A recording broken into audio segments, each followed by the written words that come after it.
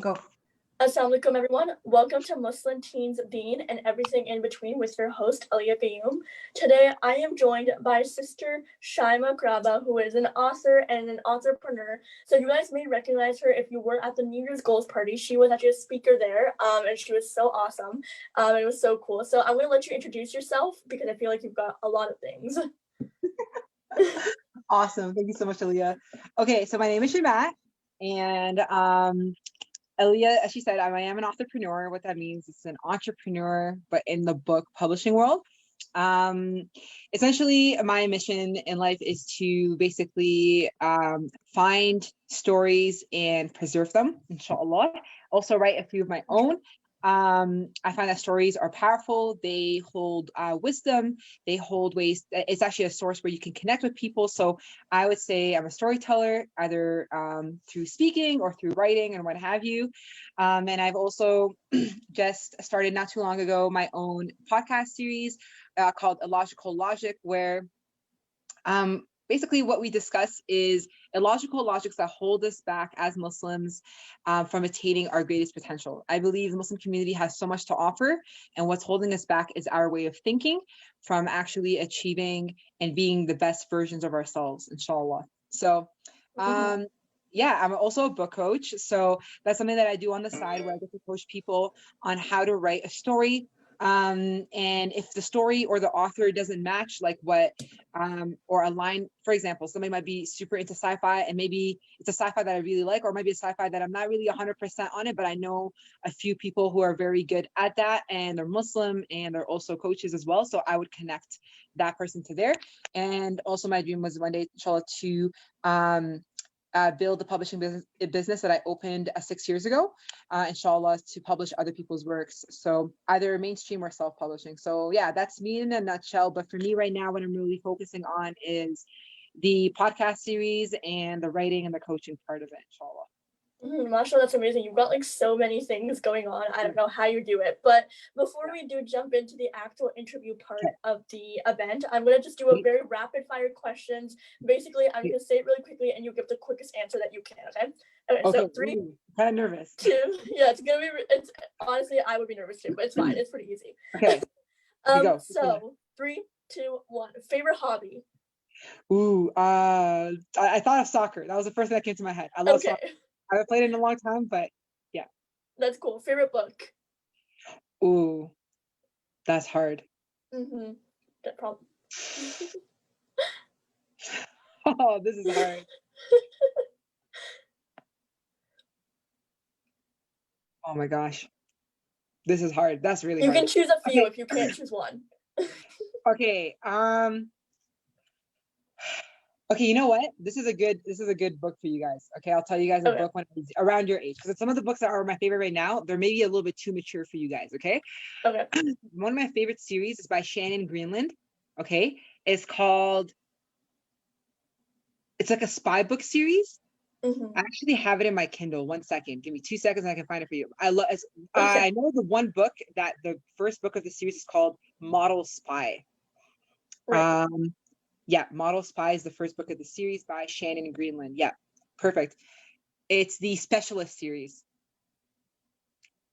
Those are one of my favorite series growing up. Oh my gosh.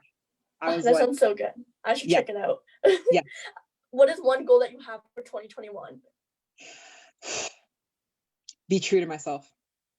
That's good. That's a good one. Favorite movie?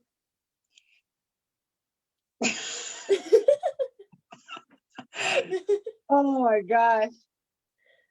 No, I don't really want to say it because it's much more for a higher audience, and I don't want to say a movie that is like No, don't worry about it. It's just a rapid fire, so it can be anything. We've got adults too watching.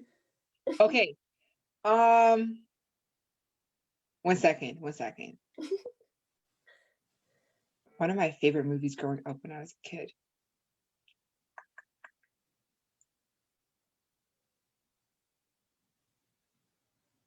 Okay. It was a book series as well, but it's also a movie. It's called A Series of Unfortunate Events. Oh, I've heard of that one. I was very obsessed with the book series as well. Even Harry Potter, I was like really obsessed with it when I was a kid. I really loved the movies as well. They're very engaging. or even like That's a good one. Spider-Man or like Batman, even though there's obviously not everything was PG halal in there, but like I like the superhero stories and stuff like that too. Yeah, that's a good one. What is your favorite product at the moment? My favorite product? Yeah, it could be anything. Tech, beauty, anything like that. Oh, okay. I'm into phones. Like I'm really into phones on laptops. So anything techy. So like like the HP Spectral laptop, it's like a computer that can turn into a tablet. I think it's pretty cool. Yeah, that is really cool. Yeah. What is something that confuses you? You know what? That it goes back to what I want to do this year, which is be true to myself, inshallah. Okay. What confuses me the most is the illogical logics that we have in the Muslim community. So I'm trying to actively undo the illogical part about it. So it used to confuse me, but I realized I'm like, by actually sitting with the illogic part to make sense of it, like why do we understand things a specific way? It helps us to counteract it, you know? So that's the part that would confuse me. Yeah. Right. What is a pet peeve of yours? Oh, you know those people that chew with their mouths open, or like you know when you're praying and they're like, that drives me crazy. Like, oh my gosh, like, or chewing like a camel or something drives me nuts. I can't. Like a camel. Yeah. And the last one is favorite emoji. Ooh. Okay, the ones that I use the most is like the smirky one and the three heart in the face one. But the one that I think is hilarious is this one, the I'm gonna show you one. The show you. I think that one's hilarious. That one's the best one too. Yeah, that's definitely a good one. Well, thank you so much for the rapid fire questions. Those were like really fun and like to know more about you. Yeah. Okay. So now we're going to jump right into the questions about the interview section of this event. So the first question that I have for you is, when writing a book, what has been your biggest struggle, or what is your biggest struggle now? Okay, that's a very good question, and it changes over the years. Okay. So I want to give you like an idea of what that looks like, because this is really important. Why? Because if your struggle doesn't come to that, what was one of my biggest issues growing up is that because I was measuring my struggle as a writer to somebody else's struggle or lack thereof, I thought there was something wrong with me, right? It's an illogical logic. That's why I think it's really important. Like some of the things that held me back from writing, it really changed over the years. Like my writing career started at 17. And what stopped me then isn't what's stopping me now. You know what I'm saying? Right. It grows and changes. And even with each book and even with each story, it could change. And so it's really important that whatever I share today, it's just off the top of my head. I'm sure there's more, but I also want to make it very important to put a disclaimer that if that's not your struggle, or you have a similar struggle, that's totally fair and valid. And there is a solution. So always reach out and get that answer. There's nothing wrong with you. Okay. It doesn't mean I know everything. I'm not God. I can't know everything and have every single problem. You know what I'm saying? So it's just understand that it is very valid. If your experience isn't the same as mine, it doesn't mean that yours is any less valid. Again, like I said, what I'm going to share right now is just off the top of my head, but it could differentiate. Okay. So when I was younger, like at 17, I hated English. Okay. Absolutely hated English. And you're like, how the heck are you a writer? Okay. So what happened was, this is how Allah works in mysterious ways. So anyways, I got into an accident, like I said, and it forced me to take off my last year of high school. Okay. I had to do my last year of high school a year after. Okay. So what happened to me was, I was obsessed with reading books. Okay. Not because I am a book, not because I'm like, oh, I love, books or whatever, but because I also hated reading at one point. I realized that I was reading the wrong books. I wasn't reading things that made me feel interested or excited. So when I saw books like The Model Spy, right? Like by the Specialist series, those were really cool stories. So what I realized is that it's not about books or the reading or writing. What I liked was a cool story. Okay. That's really important because I didn't understand that at the time. Okay. So what attracted me was a story. When I was actually after my accident and I had to stay for a year, before I can go back and redo my grade 12 year, because I couldn't do it for that 1 year. What happened to me was I realized that there wasn't any really cool stories left for me to read at the library. And I was so saddened by it. So I remember reading a quote saying that if the book you're looking for is not on the shelf, then what's stopping you from writing it? So there was 2 articles that came out and that I read or stumbled on when I was just like Googling stuff and whatever. That just triggered this idea in my head. Okay. So I was like, whoa, the story character imagine. We all imagine, right? We all have that imagination. So, oh, like I imagine what's gonna be like to be this and this, and then you imagine yourself as whatever, right? We all like don't admit it, but it's true. In our comforts of our own bed, when the lights are closed, we're supposed to be sleeping. We're like, okay, I'm gonna imagine I'm like fighting this like ninja warrior person or whatever the case is, right? So we all have an active imagination. And that's actually our storytelling side, okay? So I just had tapped into that superpower of mine. So what ended up happening was I started, like, I had this idea. I'm like, oh my God, now I wanted to write. It activated my writing side, because I was like, this idea is so cool. I don't want to lose it. And I want to read it again if I want to read it again. So I started writing it, but I didn't know that at the time. Okay. So what was holding me back from writing my first challenge was the fact that I wasn't activating my writing superpower, because I was actually, looking at writing as a chore, as I always had as an assignment, and I always didn't like the topics that we had to read. I absolutely hated it. It just destroyed me. So it wasn't so much that I hated writing or that I hated reading, is that I wasn't reading the right things and I wasn't writing the right things that would inspire the best part of me. That's why I think there's a problem in our education system when it comes to English, is that they're teaching writing and reading in a very, very wrong way, right? There are ways and tools to find ways to act, because each student might be different in what their interests are. And it would be very different if you encourage them to read the books that they want or they're interested in. And that way you'll see the true essence of their writing. The other writing you're writing is, you're writing at 1 or 2%. That's not you 100%. So when you're getting measured actually, even your judgment and your grading is actually wrong. Okay. So it was interesting. And I'll tell you why this factors in really nicely. It goes back to when I went into grade 12, and I had a really cool English teacher. Okay. So we watched this movie.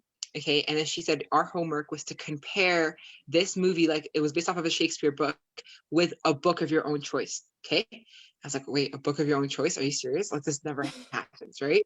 Yeah. And then I was like, can I use the book that I just wrote? Like that, like last year. And she's like, I was like, it's not published or anything, but like, I mean, it's just, it's written though. Right? I mean, it's copyrighted, but it's not like, So then she's like, sure. So she's like, can I actually read your book too? And I was like, sure. So I gave her a copy. She read it. She read my thing. And that was one of my best writing. Actually had so much fun doing that assignment.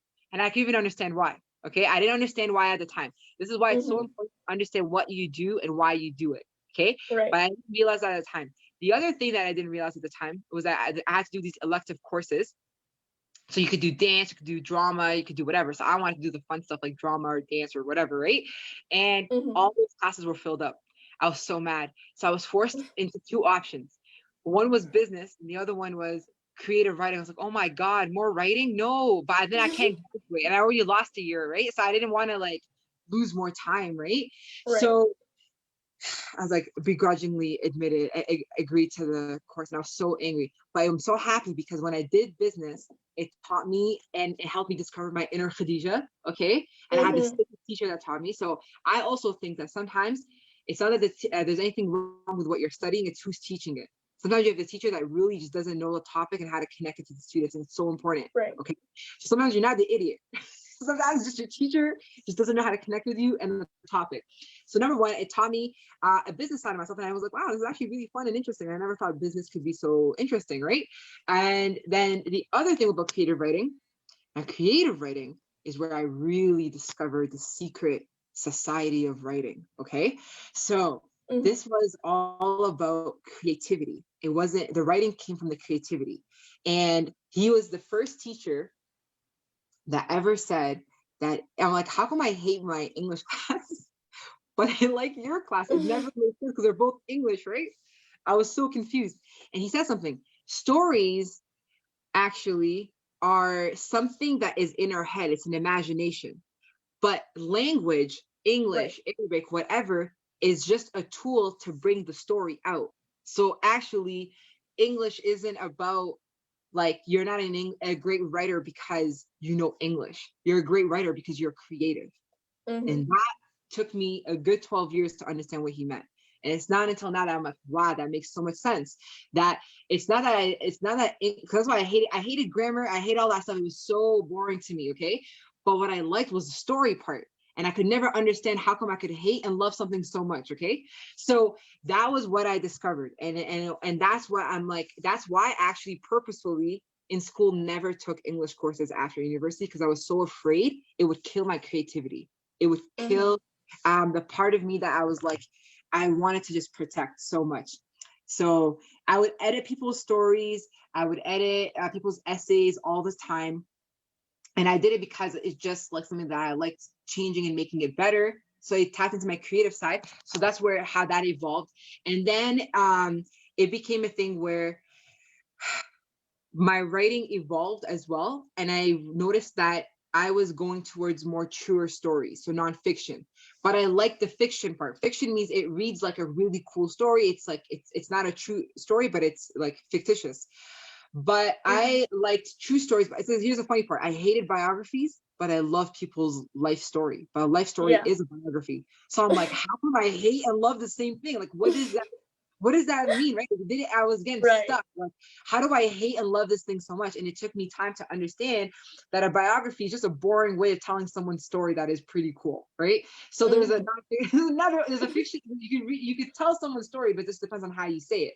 So I realized, I was like, okay, see, like, so these were like things that these were the kind of the two dualities I used to always struggle with and fight with over time. And then the struggles for producing my work became different, because now it became about a money thing. So then I had to now set time to start working and start trying to invest in it, but I also have bills to pay. So it was so challenging. My challenges at that point was hard for me to commit to my writing because I was too busy trying to create the funds to produce it. So my challenges were always different over time, but I'm really grateful for these challenges because it helped me sit with the issues a lot more. And it helped me recognize the biggest thing. So now my biggest writer's block, my biggest writer's block, I would say in the last few years, is the reason, and this is probably the biggest one I think all of us experience, and some of us are too afraid to admit it, but that's okay. As long as it sits and it plants a seed in your head, one day it will hopefully flourish. A lot of us are afraid to tell the truth, especially when it comes to true stories. We're afraid to tell the truth because we feel like we have to protect the people that hurt or created the hurt or part of the hurt or part of whatever. And so that's the first part. And so we aim for perfection. And when we do, it's not really being truthful. So what happens is we get stuck and then we think, oh, I'm such a bad writer because I can't write. But the thing is, it's not that you can't write. You're stopping your superpower of writing because you're holding it back. Your writing tool will only work when you're truthful. So a lot of us are ready to tell the truth, but we're so afraid to tell it. And what tells an incredible story is the courage to tell the truth. When you look at people who tell the truth, some of the most powerful stories that hit you are the ones that were so truthful because you got to experience something so powerful that you don't get to experience every single day. And that's the truth. And so that's the one that I think is the most important, biggest writer's block. So yeah, that was kind of a long answer to the thing, but I wanted to just do justice. Yeah. No, it is good because and also your journey just showed that like somehow like just all the struggles that seemed like the worst thing, like your acts and things like that, it built up to who you are today, and it built up to where you are today. And you know, you could have not been where you are today if it wasn't for those struggles that you went through. So like it's good that you really went in depth into it and we really got to see what you went through. So the next question I have for you is, growing up, did you see a lot of Muslim role models that were authors, or did you have anyone to look up to that was Muslim? No. And the ones that were Muslim authors were always like really old, like people that were like either dead or never seen them or something like that. And I'm not going to say, and I'm not going to take away from that because it did give me at least an opportunity to see a little bit of myself in the story, which was nice. But I'm talking like when I graduated high school, it was 2010, guys, you know?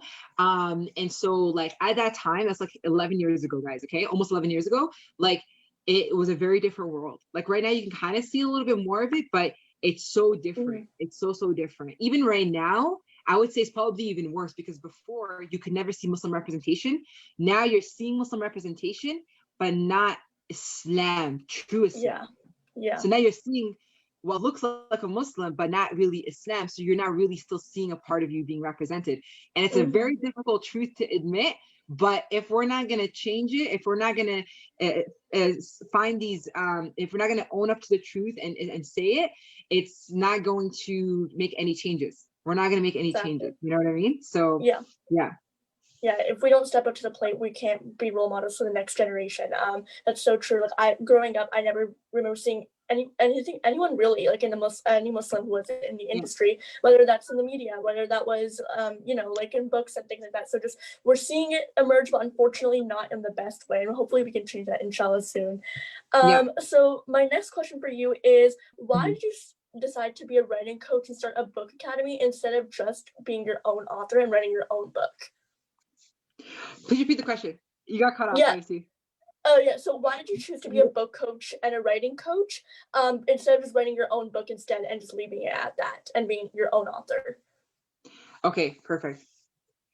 I think it's already in my nature. I always like to connect. And here's the biggest thing I would say: to help yourself, you have to help others. Mm-hmm. Sometimes you're stuck in a scene. You're like, I can't make sense of it, and you're like, you know what? Allah to help me out. So let me help somebody else out. You're working somebody else's scene about a completely different topic. It could be about how to make an apple pie or something. And yours is about like a murder mystery. And you're trying to figure out, how am I going to say who the killer is without saying who the killer is? You're trying to show it, like give the tip, right? Or whatever. Right. And in helping them and you're trying to figure out their problem, you don't even realize you solved your own problem. And you're like, oh, brown sugar. And the person's like, what? And you're like, yeah, just sorry. Yeah, so just write that there and just 1 second to write something down. And then you're like, you write it. And then suddenly in your story, you realize the murderer has a sweet tooth and it has to have brown sugar and not white sugar, because the white sugar might give them an allergic reaction. And that's the hint that you wanted the person to read. And then that way they could figure out later on. You know what I mean? It could be something like that. I'm just making it up right now, right? But that's what I mean. Like, have something that's like, I really believe if you're gonna be the best writer, you should also help others, because it also helps your craft. It helps you with your creativity. And sometimes we're so good at helping other people than helping our own selves. Haven't you noticed that? Sometimes you can get the best advice to somebody else when it's not you. It puts things objectively. But sometimes in doing that, you end up solving your own problem through somebody else's problem. So I really am a firm believer to be also like a good writer. Like, and again, just to bring that deen and dunya together, it's always good to help others. Don't keep that just to yourself. Because I remember for me, that was one of my biggest struggles, right? Growing up, one of my biggest struggles as a writer too, it was hard to find somebody to help me. It was hard, and whoever did would end up writing their own book or whatever, and they just like leave you hanging, right? They didn't honor their promise or whatever the case is, or something's come up or whatever. But it became very challenging for me sometimes to find the solution. And so sometimes you can't always find your own solution. Sometimes you'll need a team of people. Sometimes by helping the other person, they can even help you. Like, yo, can you take a look at my work then? And they're like, yeah, I'll take a look at yours. Because sometimes you can't edit your own work. Sometimes you're so in your world, you can't see it. You need somebody else to see it from an objective lens. And I don't know, like, sometimes you have a book inside of you and you write it, and sometimes you go a few years without another story to write, but you're like, I still love stories and I want to read them. So maybe I can help other people with their stories, right? Before I get an idea for my own or whatever the case is, right? So there's many reasons why. But I love helping other people with their stories. It makes me so excited. Like either stories or even like business ideas, like developing it, like developmental editing is something I'm really passionate about. So yeah. Right. Yeah, you're right. Something that I've heard before too is that you should have people on your team that are better at you at something. And it's so true, because it's like we are all trapped in our own world, and sometimes we're so like passionate about something, we don't see the very obvious thing that's in front of us. But if you have someone there that's better than you, they can catch that. And like if you have someone there for you, helping you out there, they can catch what mistake you're making and why you aren't able to take off the way you want to take off. So yeah, you're so right about that. Yeah, absolutely. So no, the next question, I agree with everything you just said. Absolutely. Like it can't just be yourself. Even your own book, like you might have an idea, but you'll need a team of people to help you out too. There might be somebody I'll give you an example. There might be somebody who's an incredible editor. Okay. But they just can't come up with ideas, or their creativity is just like, their creativity is in editing, right? But that's their creativity. And that doesn't make them a bad writer or a bad person. It just means their style is different, and that's where they're best at. That's where they thrive at. That's why we have this illogical logic in the Muslim community, where we keep comparing each other's kids, sometimes to your own kids or to other people's kids, because, oh, how come they're doing this and you can't do it? But then if you're going to measure, a fish to climb a tree, you know what I mean? Like a monkey can, The fish will always think it's stupid, right? It'll always think that it's an idiot, like it's not. No, but the fish is not in the right environment, right? So it's really important to know what you're really good at, because the best of you will come in that. If you start putting this person in everything, it's not going to grow in anything, you know, and it will affect the person's self-esteem. And that took me a very long time to understand. And that's why it's so important. And that's why, and also there's a humbleness in it. There's a humbleness that's so critical, that shows you that as good of a writer or as an idea maker as you are, that idea couldn't have come to fruition if there wasn't a team helping you get there, right? It humbles you. You're not the be all and all, know of all greatness, right? You recognize, I'm really good at coming up with ideas, but I kind of struggle with putting them together into work, and I need help with that, right? And sometimes you might be good at 2 of them, but then you need editing, right? So you're never going to be perfect at something, right? And that's really important. Right. Yeah, that's so true. Yeah. And also just like going off that, it's so true about how like we just need to understand that we have our weaknesses and we can't get mad at that. It's just, that's why there's so many of us around the world, because we all over the world, because we have our strengths, we have our weaknesses to help each other out. So yeah, you're so true. That's so true. So my next question is, my next question is, what keeps you motivated to keep going? Because like you said, you go into writer's blocks and things like that, and that's a very common thing. So how do you keep yourself motivated to keep going? There was a lot of times I didn't feel motivated. I'll be honest. And there's moments where I even gave up. And I think it's important to say that, because it's part of your journey. It's part of that frustration. And in rock bottom is where you realize the only way is back up. And sometimes you got to lick your wounds and give yourself the space to feel the feelings that you feel. But you got to keep going. And I can now say 2 things is purpose and intention. And all that goes back to the Quran and Sunnah. It really does. And it's so critical. It's so important. So critical, so important. If you don't know why you're doing what you're doing, you're not going to get anywhere. If you don't know where you're going to be in 5 years, you're already there. And take a moment to think about that, because it's true. If you don't have direction, you're not going to have direction if you don't know what your purpose is, what your goal is. Even with your book, if you don't have your core message cultivated and the intention behind it, your writing superpowers will not work. So it's really important. And you realize when you don't feel good and you feel anxious and you feel fearful and you feel all these things, you'll realize that you've been doing so much and so little of what actually gives that spark for you. You know, you end up like, so when I look at myself, there's so many times I just didn't focus on what I really wanted to do because I was so afraid. For example, like I have to have a job, because if I don't, how am I going to pay my bills? And then I'm going to starve and I'm going to be this and I'm going to be that. You know what I mean? And a lot of what made me really happy and was working on my creativity and so I just kept putting on the side burner for the sake of goodness, for the sake of whatever that is. But you end up killing parts of yourself, right? I didn't honor parts of myself. And so that's why it's so important to be true to who you are, right? And be true to what Allah subhanahu wa ta'ala has given you as your talents and owning them, right? Like there's a fear like, oh, who am I to talk about writing, right? How much, oh, they're now going to ask, oh, well, what degree do you have?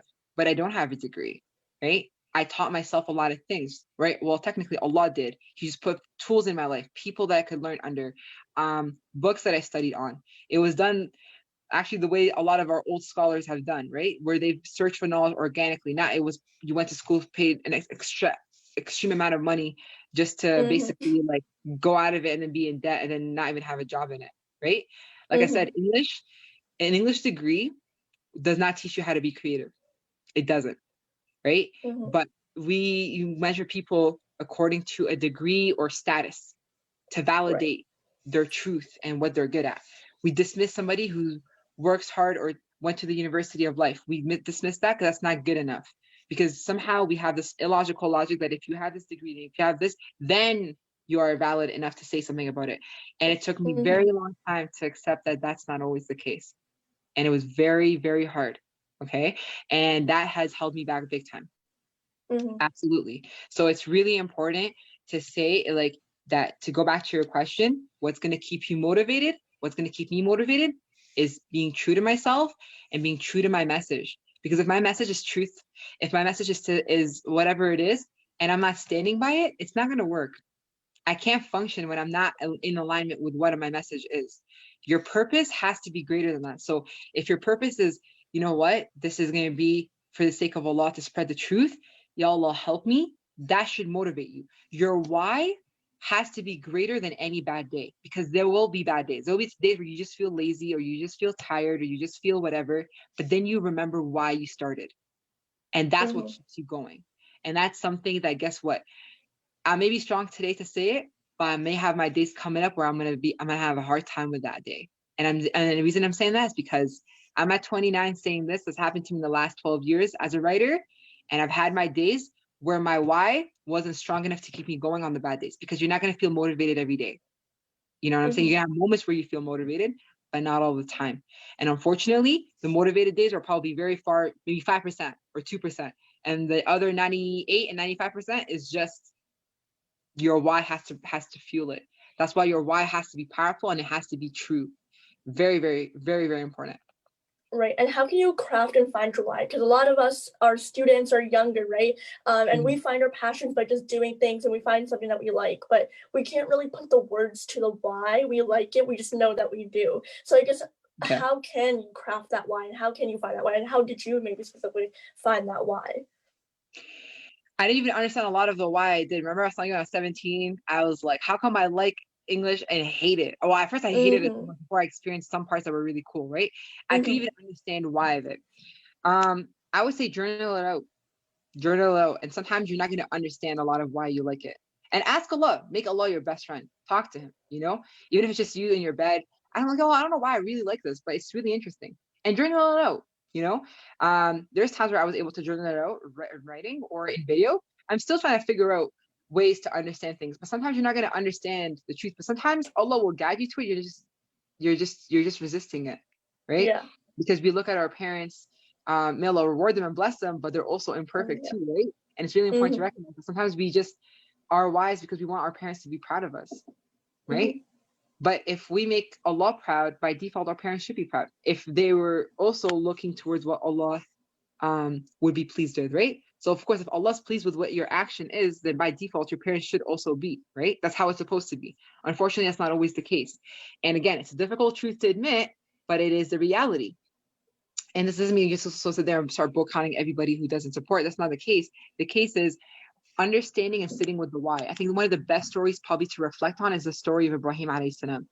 He didn't know about Allah, but he knew it couldn't be the idols, right? And he was a kid, right? But he knew. But he was so truthful to seeking the truth of that, Allah gave it to him, and he didn't give it to him immediately. He had to go past a few tests, right?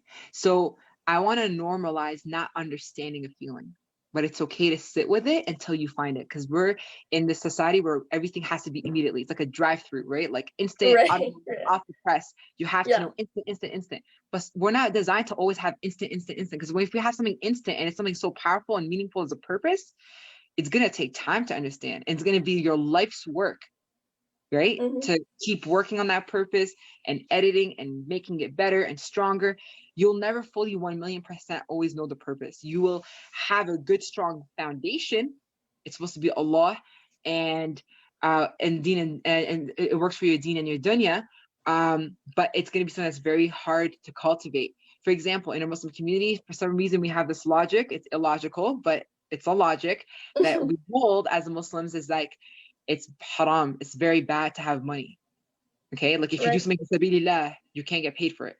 You know how hard that is to overcome? It's part of your purpose. You're like, I need to not starve, but I also like want to do for sabilillah. And apparently I can't have one without the other. And then you realize when you go to the actual deen, you can actually still make money and also be a good Muslim and have the good intention. But that took like a long time, and I'm still trying to like be strong in that in it, but it's hard. That's what I mean. Like purpose will get better and stronger, and you'll get tested, and there's things you have to unlearn and relearn, and I want to normalize that, because there's no such thing as perfect. That's why it's called practice. Practice means you're going to make mistakes, you're going to erase a lot of things, you're going to write over the erase mark, you're going to edit, you're going to white out, you're going to this, but guess what? When you do a rough draft in writing and you keep working on it and you polish it, it perfects it. That's the purpose behind it. That's the purpose behind being a practicing Muslim, being a practice writer. You'll never perfect it. And it's really important to understand that, because by never being perfect, you'll constantly be in a position to get better and better and better. Because the only thing that's perfect is the Quran and Allah. And it doesn't get better than that. So basically, we can only strive to be as good as we can get, you know? So. Yeah, no, that's very assuring, because as someone who, like, I'm someone who loves to code, and also I really like learning about the business area of things. So it's just like, the reason I was also asking that question was also kind of about me. I was like, if I don't know my why, am I doing the right thing? But it's assuring to know that, like, not everything is perfect. Of course, I have, like, my basis of why I like it and why but not knowing everything about why you like it, it's like, it's very assuring to know that that's not the reality of things. So I have a question about coding. What got you into it? Let's do an example, because sometimes when we talk and we don't understand it, but let's do it in practicality. You said you love coding, right? But you don't know why you love coding. Okay. So let's decode that. Okay. Okay. Yeah, that was a good one. Tell me what got you into coding. Right. So I actually was walking into a classroom of mine, and a teacher approached me and she said, "Hey, there's this competition. It's an all-girls competition. Basically, you code an app, and then it has to help your community in some way. It has to fit the 17 UN, one of the 17 UN sustainable goals." And that just kind of like sparked something in my mind. And I was super excited about it as soon as I heard it. And then I coded it, and I really liked it, and I just loved doing it, creating something. That's how I first got into it. Okay. So you know what? So let's look at a few things. First things first. Okay. Number one, let's all do this exercise. Okay. Okay, sure. So haven't you noticed something about you and me in our story? We both stumbled on something that we never thought we would like or be interested in, and it just got presented to us. So what does that show? Allah just showed you something about yourself. Right. He's presented something that you never got to know about, and you suddenly it sparked something in you. It means there was something inside of you didn't even know about yourself. Okay. And that's okay, because that's really cool. But what else did it actually spark? There's something else that's very common. What's common between you being a coder and you doing the SunnahCamp thing? What's the commonality between the two? So like this specifically Muslim Teens Deen? That was a little hard one, I guess.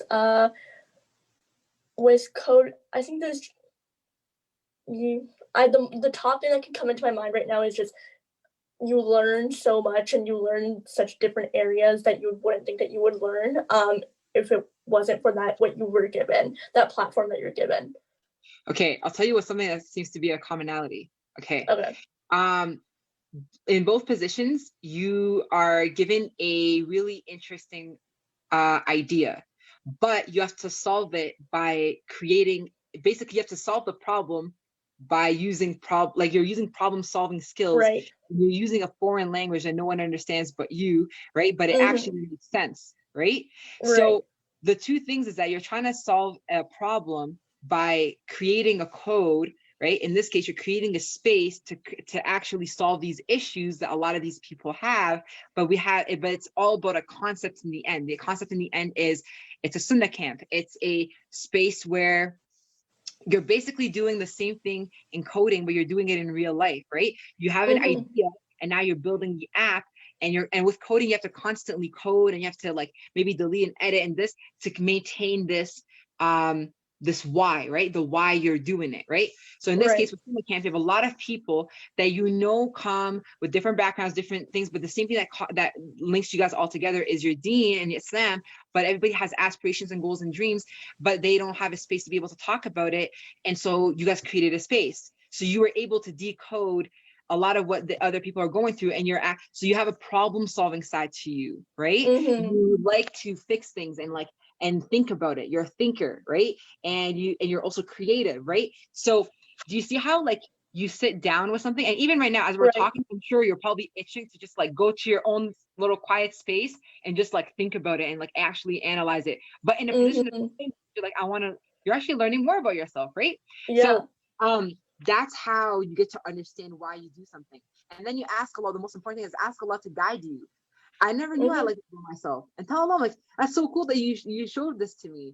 I'm interested in knowing why that is. Help me understand it, help me recognize it, help me accept it, and help me honor and protect it, and use it to service in your service, right? That's how that works. I think it's going to be really important for everybody to go back and watch this side again and again and again and really just sit with it. Because sometimes you may not know the answer immediately and you say it's hard. It's actually not hard. It's very easy, staring right in the face. Sometimes we just have to decode some parts of ourselves to understand the code, right? Yeah. That's just what it is. And so it's just, think of every problem like a puzzle, right? You have to rearrange the pieces to make the full picture. The answer is already there, just like a riddle. When the person gives you a riddle, you know the answer is already there. It's just a matter of you trying to figure out and understand, you know? So it's really important to sit with it. Really, really important. Yeah. You literally just gave the definition of me to like everyone, and I didn't realize that was the definition of me until you just said it right now, because it's true. Like I knew, okay, I like problem solving and I like to be creative. That's just kind of like what I knew about it. But then when you explained it in that way, where with SunnahCamp and with coding, you're creating a space and you're creating a solution in a creative way, and I was like, that was mind blowing right there. Like it's so cool. And even with the SunnahCamp thing specifically, I was like, okay, well, I like having this space and giving the space to people that I got, where I got to learn more about my deen and made me the person that I am today, and closer to Allah the way I am now. So like the way you worded it, like you made it so simple and easy, and I think like you made it seem doable, where we can find our why statement and we can find our passion. So like that was her so much. That was so awesome. It's like, not that was really honestly for so me. mind blowing. Like honestly, the only thing I would say is with yourself and with each other, we have to have the dedication to want to understand. And if you do, that's the secret to the sauce. Then you will eventually get it. And even if today you don't get it, tomorrow you might get it, or maybe 10 days later. But every day show up and with a dedication and a positive attitude that you will get it, because Allah will give you the answer and you're unlearning parts about yourself. Your answer was right there. You know it. It's just sometimes we don't allow ourselves to know it. You know? Also, it was kind of quick, and sometimes with things like this, it's really important to just sit with it. And you know, sometimes they will come in a few days. Sometimes you'll watch something and you're like, oh, like I said, brown sugar, right? And you're like, oh gosh, I get it, right? Exactly. Yes. No, that was just so awesome, and I hope everyone like goes back and watches that too, because that was so mind-blowing to me. So I can't imagine how mind-blowing that would be to like anyone else, and just finding their why statement. So jazakallah khair for that. And subhanAllah, you're right, like sitting with Allah subhanahu wa ta'ala and just saying like, Allah, please guide me and help me, like that's just so important. And that's something that we can brush under the carpet sometimes, but we have to make Allah our best friend. So it's a habit. It's something like this, and like right away we go ahead and we ask for Allah to guide us. So like you're so right, subhanAllah, about that. So we're and gonna also have ask Allah to own it. Yeah, exactly. To own it too, because sometimes we don't own our skill set, and when we don't, we actually do a disservice to our purpose, and then we feel purposeless. But that's because your purpose, you denied it, right? So you have to be able to own your skill set and be like, that's me, and I'm proud of it. And you know, and maybe it's not what you do, but that's okay. You have your own, you know. And by owning it, there's no space for jealousy and envy, because you own what Allah gave you. Even if somebody else is like, look at superpowers, right? Like look at these, like I like to think of it like, you know, like these like superheroes like Batman and this, they all have their own superpowers, right? No one's more jealous of the other person. Sometimes they make it just to be funny, but a lot of it, they own their own superpower, even though they're all superheroes, right? So you might be a coder, I'm a storyteller, you know, I decode things too, but in a storytelling way. That's how I can just like process, right? Somebody else might have an analytical way of doing it. You don't know what everybody's process is, but Allah gave a specific tool or superpower for you, and it's totally okay to own it. I think it's super important to own it, because when you don't protect it, you don't honor it, you don't respect it, you don't care for it the way it needs to be cared for, and it defeats your purpose, right? So really Yeah, and then we're so quick to give up on it. That's so true. Just like how that can happen if we don't own it. So we have 2 more questions. So my second last question to you is just, you had the experience of speaking at the New Year's goals party, and you speak very often through your videos and things like that. How has your experience been speaking at the New Year's goals party and just speaking in general and having the platform to do so? Honestly, I'm gonna say right now, a few months ago, I started videos actually in 2016, okay? It's like, it's in my Facebook page somewhere in the very bottom, somewhere like, oh my gosh. And it was super nerve-wracking for me, okay? It was super nerve-wracking. Again, all these fears. Can you imagine telling like your heir parents, I want to do YouTube? They'll be like, what? That's what I mean. And again, your parents, they say it because they want the best for you, right? But sometimes they don't even know themselves what they're saying no to, because of what they were conditioned to believe, right? And that's why, like, this is not to diss parents. Again, this is to put all of us into account, We sometimes reject things without really properly understanding or taking the time to understand why your kid wants to do something. It's really important that when they do it, it'd be so much nicer if you were there to be part of the journey, you know, even if you don't really understand it, right? But it would mean so much, and it would do so much for your relationship with them. Oh my gosh, the gift that keeps on giving is what I would say. But anyways, I remember they're like, so you want to be a clown? Because I was like, I want to be like a comedian, right? And they're like, so you want to be a clown? I was like, do you know how much that pays me?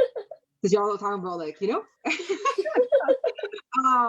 But anyways, I was afraid. And I let other people's thoughts, however well intending, and their advice, however well intending, destroy my dreams, or in this case, put them on pause. Okay.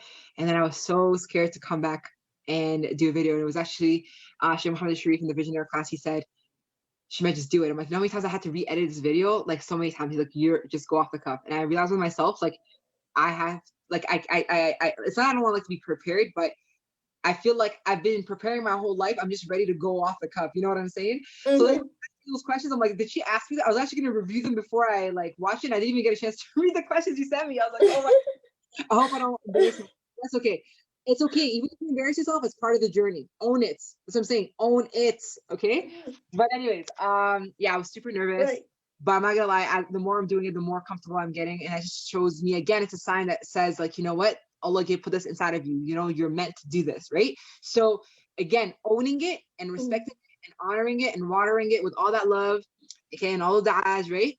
And that's how you keep doing it. So, like, again, I'm really honored and, like, that y'all reached out to me. Honestly, like, I think it was Sister Zakia that did it. Her and I linked up actually on Visionaries, how her and I connected. But yeah, she was the one that actually encouraged me to do this, right? And I actually if I have to be honest with you guys, that she was the person that when she invited me to do this, I was like, I felt really proud. I was like, wow, somebody actually, like, noticed me, right? And they saw something in me. And this is what goes to show. Sometimes it takes a stranger to see your greatness, sometimes even over your own family. I'm not talking about editing. You can't edit your own times because you're so in your world. Sometimes your parents or your family, they're so in your world, they don't see past it. They just see other things. And sometimes it takes a stranger to say, hey, I believe in you. Do you want to come and do this? Right? And I was really happy. And I remember when I was asked to do a bio about myself, I was, like, so afraid because I'm like, what do I say? But I had so much to say. I just didn't, I couldn't, it was the truth. And the reason I was afraid to tell the truth because it wasn't valid enough. It's not a degree. It's not something, whatever. So when I did choose to tell the truth, it still wasn't good enough. It's like, well, how are you going to say you started your podcast and you just launched your first episode yesterday? How's that even legitimate? You see the criticism? It hurts. It really hurts. Yeah. And you're like, I'm really trying over here. I was actually being authentic, and somebody saw me. It's like, even if it's not, oh my gosh, this big thing, to me, it's like, it's a big deal. SunnahCamp is a big deal because, you know, like, I'm sure to you guys, it's a big deal for you. And is that not important? Why does the whole world have to validate it for it to be important? Right. Why can't it just be one person or 5 people? Who made up this rule? And it has to be millions of people. And then you realize, why do you need millions of people if you can have even 20 that actually understand you? And you might have the rest of the million that doesn't even get you. Why would you even want to be near that million? Who made it? Who put that measuring stick, right? It was never that measuring stick. But subhanAllah, it led me to make one of my first videos on my podcast episode about don't be me at 29, where I'm finally owning my skill set. Yes, I don't have a degree. And the reason I did that video is because I didn't want to be afraid anymore, because I was feeling afraid. And that used to control me from what not to do, right? They say the richest place in the world is the graveyard, because a lot of people will die with their dreams because they never fulfilled it. And that used to always sit with me real hard. You know, am I going to die and not fulfill my dream? Am I going to be that person too? And so I don't want you guys to do that too. And that's why it's so, so important. And so the moral of the story is, you know what? If your dreams scare you, you're probably on the right track, honestly. And so, yeah, it's not easy every day to show up and do a video, but you just make tawakkul. You just have tawakkul on Allah that He'll make it easy, you know? And like I said, it's not perfect, but I am really honored, and I'm really glad that you guys invited me again. And again, I'm really proud of you. I'm really proud of you for doing this, because honestly, it was for Aliyah. This time I was like, yo, Aliyah, you trying to do this? Good for you. And you know why, Aliyah? I wish someone did that for me when Why? I was your age.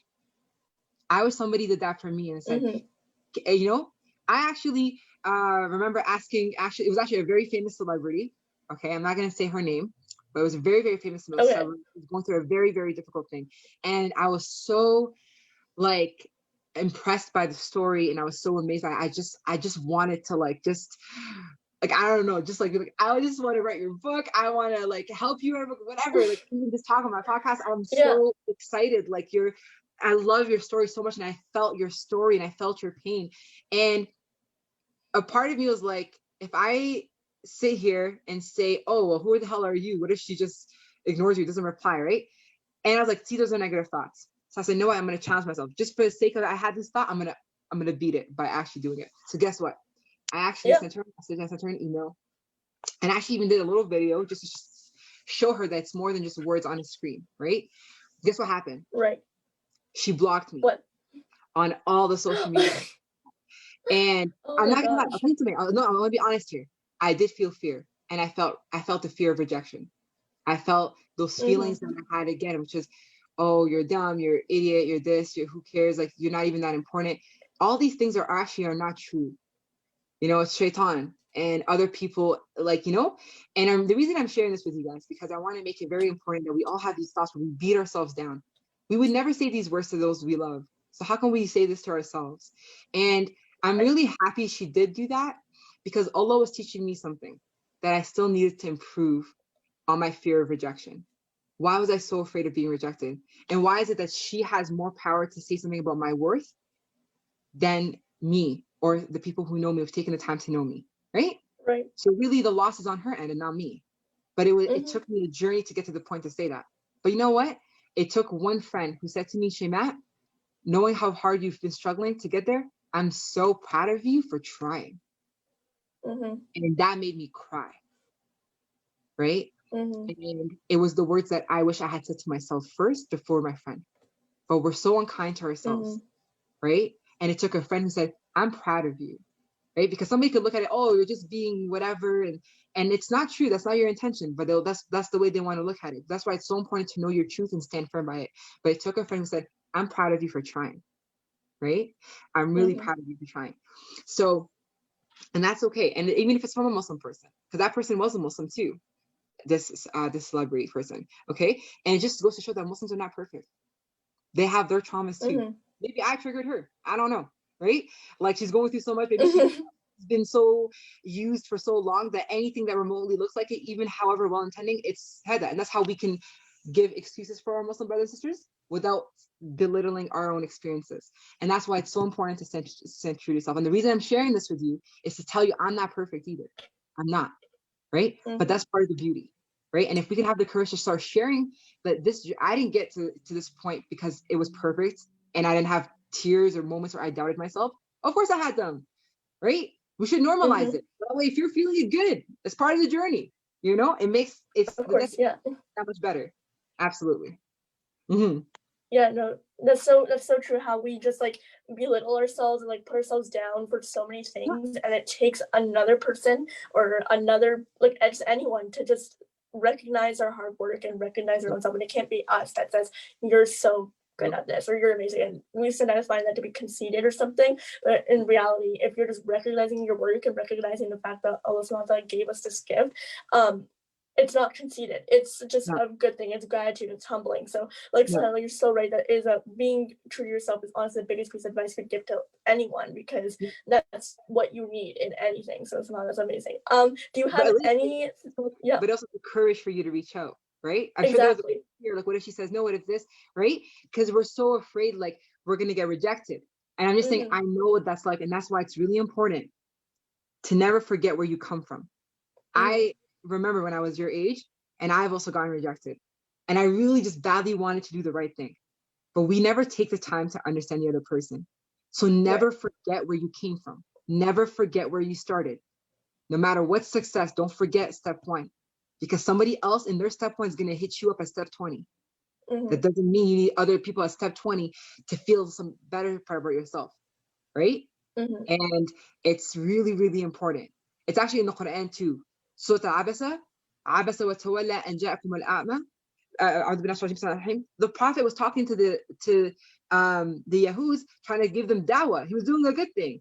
But the person who was actually sincere and wanted the dawah was somebody who was blind. And the Prophet didn't even say anything bad. He just said, like, not right now or something. I don't want to misquote the Prophet, but like basically, and a person who was blind came to the Prophet. SubhanAllah. He was blind and he still saw the truth. And those who weren't blind couldn't even see it. That's the irony, right? It just goes to show, like, and Allah talked about it. Why? Because it's so important. We do that in our community, and I hope I don't forget this, right? That's what I'm afraid of. I'm afraid I'm going to forget this because Shaitan's always working on us, right? So I may be strong today, I remember today, but I hope I remember tomorrow, right? So always be humbled. Don't forget where you started, right? And it's what made you who you are today. So I want to applaud you for taking the courage to say and call and ask me to come here, Aliyah, because if you didn't ask, the answer would have been no. But if you asked, there was a 50% chance that it would be yes or no, right? But alhamdulillah, it was a yes. Okay. Yeah, of course, that's so true. Like, that's honestly just so amazing. Like, you're stepping out of your boundaries, because the no can be the worst thing that can happen. So just, and at the end of the day, that's not that bad. Like, if you think about it, it's really not that bad. So sometimes I congratulate her so much. Sister Shaimaa, for joining us today. Honestly, like, this is just so cool. We learned so much today of just how to be true to ourselves and how to figure out our why. And I'm sure the people watching at home found this so beneficial. So yeah, is there anywhere else that people can find you, if they can Google you, anything like that? Yeah, YouTube, Facebook, Instagram, that type of thing. But Aliyah, one thing, you were gonna ask me one last question. It's the last question. I know we're running out of time, but I still want to honor it. Oh, right. Sorry, I quickly forgot about that. So what is a piece of advice you can give to someone wanting to start a business? Okay. Take it to Allah first. Take it to the throne before you take it to the phone. Straight up. Take it to Allah first before you take it to anybody else. Ask Allah, Ya Allah, I really want to do this. And this is the part about istikhara I used to always misunderstand, because I'm like, oh man, how's it every time I ask in istikhara, the answer is always no, right? It's like that inshallah when your parents give it to you and it means no. Oh gosh, okay. Inshallah isn't actually meant to be no. Inshallah means you have the intention of doing it and you were going to do it and then things got blocked. That means Allah didn't will it, right? So it's really important to take it to Allah first, and also be open that it's not going to work. And if it doesn't work, that doesn't mean it's a bad idea. It just means that you may have to try 100 times, and at 101 is when it's meant to be work. Or maybe it's not, maybe that business was meant to fail, but it helped you build the experience you needed to actually do the business you were actually meant to be doing, right? So be very open, ask Allah first, and don't ask anyone, including family sometimes, because sometimes family doesn't get the vision. Allah put an idea in your head, and sometimes the people we want them to get it the most don't get it until they see it, unfortunately. And sometimes unfortunately, back. Yes, make sure the people who are on, and it's probably the hardest lesson and it's the harshest one, but it's so important, because sometimes the people that kill your dreams first are the people that are closest to you, unfortunately to say. It's not how it's supposed to be. So it's really important that you are honest, write down everything, what's the purpose, why you want to do it, and present it.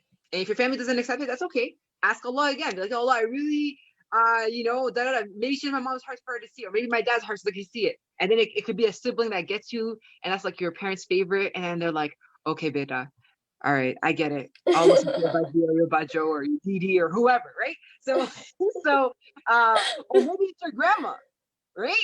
So maybe it's your, so maybe she's the one that's gonna be like, hey, why are you denying my grandson or my granddaughter or whatever? I'm just kidding. But moral of the story, choose your tribe and choose wisely. Number one, ask Allah, choose your tribe who are going to support you. And those who don't, perfect. Use their criticism as feedback to be better at your craft. Oh, it's going to be da-da-da. Okay, now you know, you could reverse it. So if they say, oh, you don't even have a nice camera or a light or whatever, be like, okay, perfect. Thank you so much for that feedback. I'm like, it wasn't feedback. I was trying to tell you that it's horrible. I'm like, thank you. Now I know to save up money to get a microphone. And it's going to get even better. You know what I'm saying? For now, we're going to use this. Whatever one from them. You know what I'm saying? So use their criticism as feedback to be better. So they don't have that excuse anymore. Because they'll keep giving more excuses. Thank you for making me even better. You know what I'm saying? So take that feedback is not failure. You know, it's failure is feedback. You know what I'm saying? So don't be afraid that if it didn't work out, it doesn't mean there's anything wrong with you. We have this idea that it has to be perfect and supposed to make money automatically. It's supposed to be blah. No, money's from Allah. You just show up The list comes from him. You, as long as you're honest and you're straight up, it's gonna come.